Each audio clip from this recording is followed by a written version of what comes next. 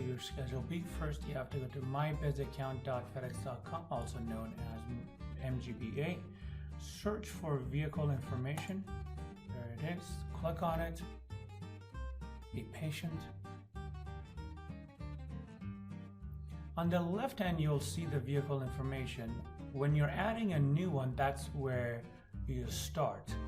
When FedEx has approved it, then you click on Add Delete Vehicle from Schedule. So when they have approved it to go onto your Schedule B, that's where you want to click on to activate it and put it onto your Schedule B.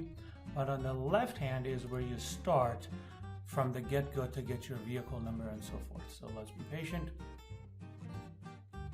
If you have multiple agreement IDs, you want to make sure you're actually in the right agreement ID. So in this case, I'm going to add 26885. You click on it, you wait for a few seconds for it to refresh itself, and then you click on Add New Vehicle. If you have multiple agreement IDs, it's very important for it to be in the right agreement ID, otherwise it becomes a chaos. But most of you guys should have just one agreement ID. Tight, and once you are here, it's going to ask for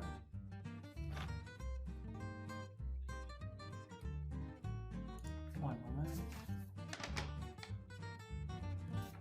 Okay. All right, so you want to copy and paste your VIN number from wherever it is. If you are adding a vehicle onto your Schedule B and that vehicle already exists in the system because you're buying it from a different contractor, all you have to do is enter the vehicle number and the system will bring up most of the information. But if it's a completely new vehicle to FedEx's system, you enter the VIN number. Most of the vehicles will qualify as vans. Make sure you read the instructions and confirm with your pickup and delivery manager, but most step vans are just going to be considered vans. You click on next. That's how you verify you are in fact activating it to the correct agreement ID.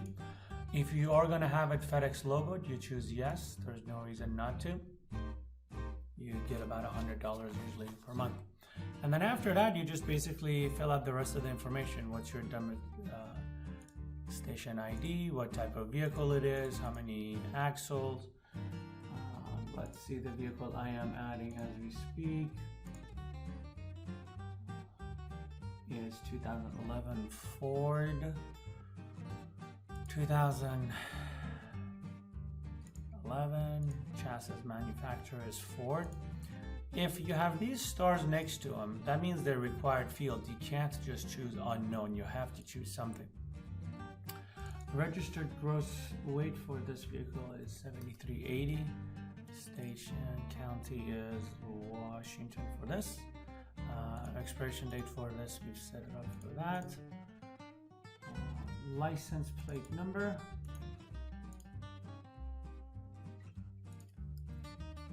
Engine manufacturer for us is Ford. Engine model for this bad boy is 5.4 V8. Engine model year for this bad boy is 2011. Back to smaller so you guys can see more of this. Okay, continuing on.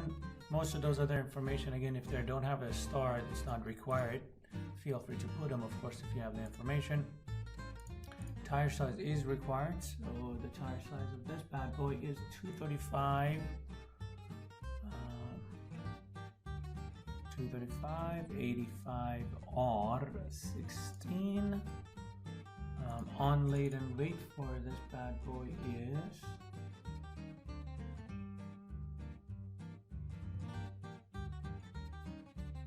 5216.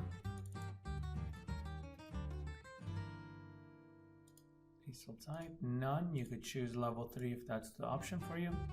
You click on add vehicle, then you patiently await for it to generate a vehicle number. My recommendation is if you have your registration in front of you, your state registration, put the vehicle number or just V number on the registration and just write it with a pen. I'm gonna wait for this to generate. And there's the vehicle number. You don't really need the request ID, but this is the important one. So 447 329. Okay, I'm gonna go ahead and click on OK. Then I'll print out my own registration documents and I'll have my own organization. Now, if you go to vehicle, view my requests, you'll see the vehicle that we just added. This is the one that we just added. 329 was the vehicle number. And it's basically awaiting for FedEx.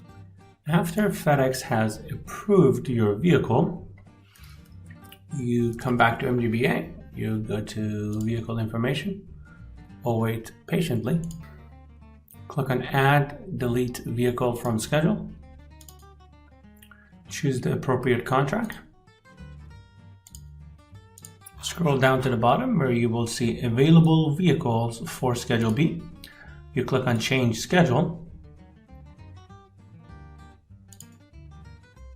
then click on add, and click on view schedule change. You'll receive a message that, are you sure you want to do this? You click on OK. And now that vehicle is successfully on your account once you have clicked on submit, and you're done. You still have to click on yes just in case, and then you are done.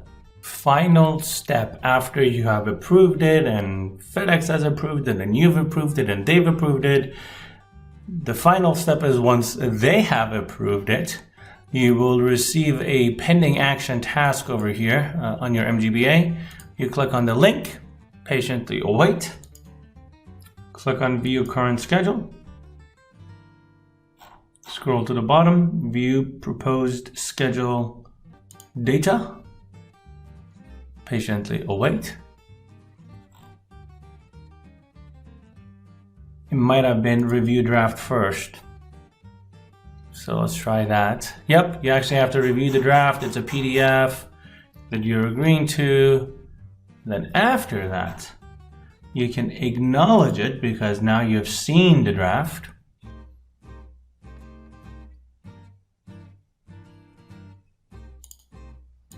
And once again, it opened up multiple PDFs, but I think you are now good. That vehicle is now officially on your Schedule B.